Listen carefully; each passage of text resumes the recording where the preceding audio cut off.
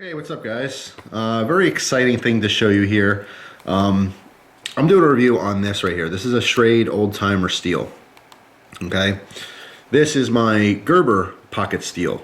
I'm a huge fan of steels. Now, if you don't know what a steel is, it's something to basically adjust your edge on your knife. This is the old one that I liked and I loved and I used for many years. In fact, I just did a video reviewing the Case kitchen cutlery set, and I was talking about how I had a cold steel kitchen set, and with that set I would always have to use the steel because it didn't include one. These are pocket steels. Okay, this is a very traditional shape for a steel. It's very versatile, but you guys are probably most familiar with steels in your kitchen.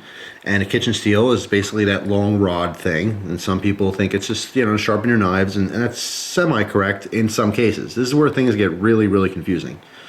All right. You have a steel, and a steel does not sharpen your edge. What a steel does is it realigns your edge. Okay. So you can have a very, very sharp knife, and particularly in the kitchen, or if you're hunting or using a knife for whatever reason, you have a very sharp edge, right? Very, very straight. Now, as you cut things and use it, your edge is still sharp, but sometimes it'll get dented or bent and misshapen. Okay, so when you're cutting flat on an area, you're cutting down like this, but your edge is really facing out on an angle. So it feels like it's dull because you're not cutting anything. It doesn't necessarily mean your edge is dull. It just means your edge is whacked out and misshapen. So what a steel does is it realigns that edge so it's nice and straight. Now, if you steel your knives very often, just like stropping, although different, not to get too confusing here, it is different, steeling and stropping, because stropping is basically polishing your edge, which is refining the metal grains, and the structure. Whereas when you steel a knife, you're not removing metal at all. All you're doing is shaping that metal so it's straight again. Okay? If you steel a knife before and after every use, it will be a long time before you have to sharpen it. It's the same concept as stropping, in that you can prolong the time in between sharpening by using these tools.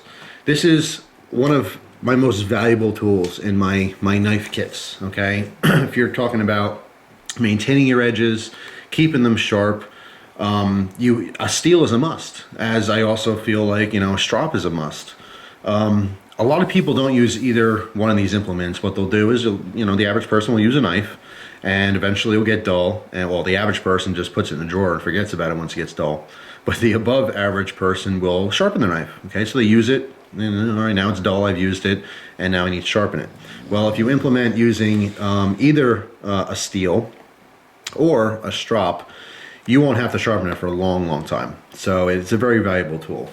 Now, to get more confusing, is that another term, and I just did a video talking about terminology and how confusing that can be sometimes. They call it a HoneSteel, which is also a commonly used term. But a hone is different than a steel, so it's a little confusing. A hone is basically a very fine sharpening job, is what that is. If you use a very fine ceramic or a very fine diamond coated sharpening system or something like that, you're honing. You can also do it on a whetstone, on an Arkansas stone. You're basically removing a very tiny amount of metal. That's honing. These are also known as sharpening sticks or sharpening steels, and you're not sharpening at all. So the terminology is very, very confusing. So anyway, to sum things up, an original steel does not sharpen your knife. And this particular steel, as well as a lot of the ones you'll find in your kitchen sets, those rods, it's obviously not ceramic. It's not diamond coated or anything like that. It's not actually sharpening your knives. What it is a very hard heat-treated piece of carbon steel usually, and it's impregnated with the chromium carbide. All right, this is what everyone used way before diamond plating and diamond coating was affordable. Technology was there, but it was too expensive to get diamond hones and diamond sharpeners and stuff like that. So the chromium carbide was something that was extremely commonly used for kitchen steels, okay, or pocket steels like this. Now, what I like about this a lot, like the other pocket steel, is that it's a smaller length here. This one is 7 inches, only weighs 6 ounces.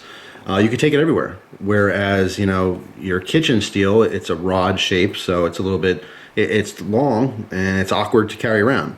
This was specifically meant to carry on your person. Okay, you can see it's got a little lanyard on here, and it has its own dedicated sheath, which is set up, if you notice, for left side carry. All right, so basically if you're a hunter or if you're trekking through the woods or whatever you're doing, you're out and about, you know, in Mother Nature, you'd have this on your off side, okay, your weak side.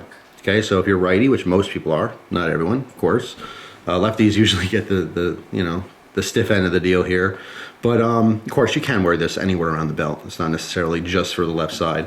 But basically you have your main knife on your right side, probably a decent sized fixed blade, and you would carry this on your left side.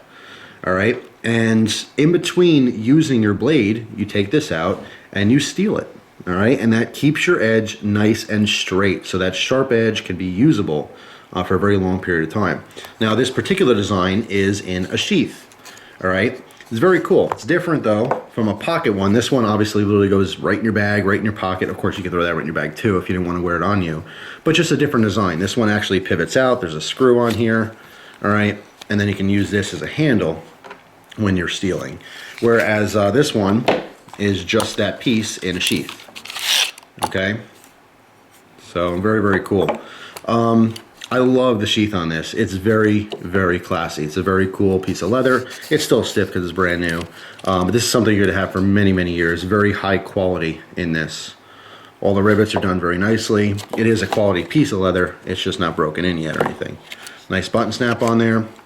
One thing to note is that you do need the lanyard. You can see how it slides into the sheath, and it's a perfect fit here. But once it's in there and snapped in, there's no real way to get to it. So you're gonna want some kind of lanyard on there. It comes with a leather lanyard here.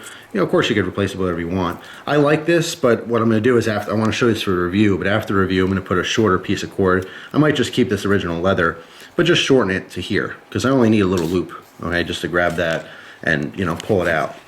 But it's not necessary to have such a long one. I don't want to get caught or anything. But I will carry this on my weak side when I'm out in the woods, and I will use this. It's a fantastic tool. Now it's shaped like a lot of the pocket ones. You can see here, this again one is from Gerber. Very similar design. It's nice and flat with you know, kind of a chiseled edge here. So it is symmetrical. It's on both sides, okay? You can use the tip here to get into smaller serrations if need be. This Gerber one happens to have a groove in here for fish hooks, all right? Which the old timer one does not. Not a huge deal, something to notice though. This one is longer. Like I said, this one's 7 inches. And you see both edges are rounded. Okay, this mimics the rod when you're using your kitchen steels on the rod. Basically, having that curved edge here, it's very similar to using a you know, cylindrical rod system for sharpening. All right, you can use the flat, and obviously has more surface area, or you can use the edges, okay, which are round, and you're going to get into different nooks and crannies. If you happen to have wide serrations, it's going to work for that. And also, there's smaller contact on the edge, so it's a little more forgiving when you're steeling. So it's an awesome tool. It is really, really versatile. It will keep your edge sharper longer. All right, again, it's not sharpening anything. All it's doing is straightening out that edge so that it's more usable for a longer period of time. But I'm telling you, once you start getting into the habit of steeling your knife, you will like it, and you will find that it's definitely worth doing. This is a very cool item to see. If you get this directly from Schrade, they're charging $26.66 right off their website. Of course, you guys know, you go elsewhere, you're gonna get a better price. You know, it's just how it works. You usually don't buy things direct. It's gonna be the most. So you can expect to pay 20 bucks or less on this. $17 on Amazon. You can find these on eBay for like, you know, $18, $19 all day long. They're widely available. It's currently still in production, so they're easily obtainable. And like I said, a valuable piece of kit for all you knife lovers. I mean, it's just something to have. It's something to get into. It's really cool. So I'm gonna show you real quick how this works. I have the Alpha Beast here. I've been using this a little bit. Going to be reviewing this in the future. And basically, you're going to use this just to, I mean, the edge is still sharp, all right, but because I'm using it, I want to steel it right now. All right, so you can use it kind of like you would use a sharpener. you hold your edge, you make sure your angle is going to be consistent the whole way through, okay? And you want to do even passes on both sides. This is a little bit more of a dangerous way to do it. You can obviously see how my fingers are there. You've most noticed people putting their steels, especially, let me put my camera up a little bit, especially if you're in the kitchen, what they'll do is you'll put a towel down, all right, and then put your steel straight up and down, okay, against towel. And the purpose of the towel is just so it doesn't mar up the table or the counter, and so it doesn't move on you, okay? And if you keep this straight up and down, it's easier to see your angles, okay? So when you come in here, you know, and keep a consistent angle, and of course you can use both sides as well. What you'll commonly see is chefs, they use their kitchen steel, and they do this motion, they go, you know what I mean, with the rod one. And that's all they're doing is they're going back and forth on either side, and they're steeling it. They're straightening out that edge, okay, so that their knife is at its most usable point. So very cool. I love these things. Like I said, it's a huge, huge, you know, piece to have in your collection of knife maintenance stuff.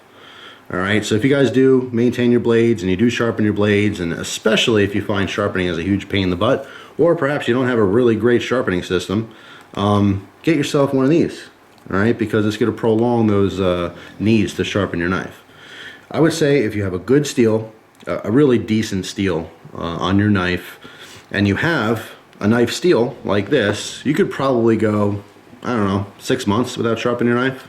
And that's with regular use. You just have to consistently straighten that edge out, okay, so it's usable. So that's all. I love these things. Like I said, I was very excited to see these were, you know, back in production. The old-timer ones were very, very popular, and for a while there, they were just kind of discontinued. They weren't easily found anywhere, and it's nice to see that they're making them again. I got very excited when I saw these at SHOT Show. All the cool knives and everything else I saw. This really stood out in my mind. Like, wow, you know, I'd like to inform people about this stuff that don't know anything about it, because there's a lot of people, you know, who can use tools like this. All right, guys, real quick note here. First of all, I just cut the lanyard now that I did the review. This is all you need. All right, so once you unsnap this, that's all you really need to be able to get that out. It's just one kind of finger loop there, real easy. Another thing though I want to mention, which I don't think I mentioned in the review, is that people are going to ask, what's this for? Isn't this just going to pull right out? Because obviously there's no guard or anything to hold it in. No, I didn't show this, but in the design here, and the reason why this is so big is because the back of this snap is actually a post, and that post corresponds with this hole. All right, so this goes inside there, and then it snaps, all right, so that this is not able to pull out, okay? I'm pulling really hard there, so it is not going to fall out whatsoever. All right, an important note here, because I know some people will look at it and go, you know, that's senseless. Why don't you just remove all that? No, this keeps it from falling out. So, very cool. There you go. All right, thanks for watching, guys. Hope you have a great day, and I will see you soon. Take care.